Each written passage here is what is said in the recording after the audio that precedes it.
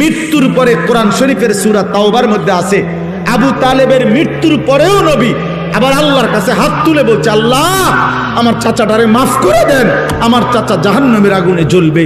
আল্লাহ আমি এটা মাইনা নিতে পারি না। আসমানওয়ালা আল্লাহ কোরআনের আয়াত নাজিল করছে, বন্ধু হাত নামান, আমি মাফ করব না। নামান হাত নামান, খোদার কসম এটা কোরআন শরীফের আয়াত। হাত নামান, আমি মাফ করব না রে বন্ধু। কার হাত নামাইছে? কার হাত বুঝছেন? কার হাত? আপনি বুঝছেন উনি কেডা? আপনি বুঝেন উনি কে? আল্লাহর কি হয় জানেন?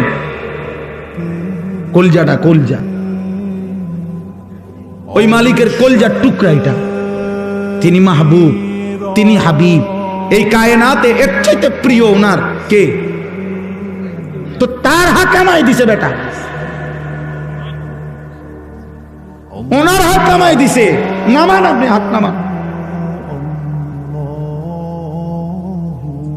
আপনি কে? আমি কে?